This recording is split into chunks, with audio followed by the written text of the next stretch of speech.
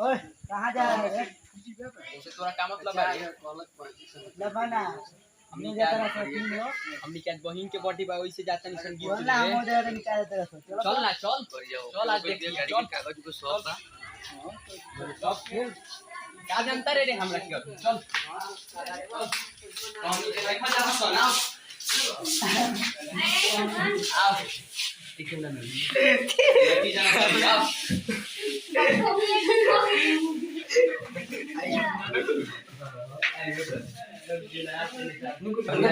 बोल दे बार हो गइल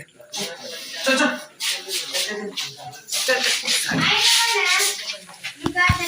ले चल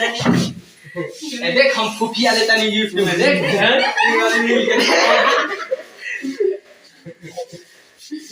देख खुफिया बच के खाता है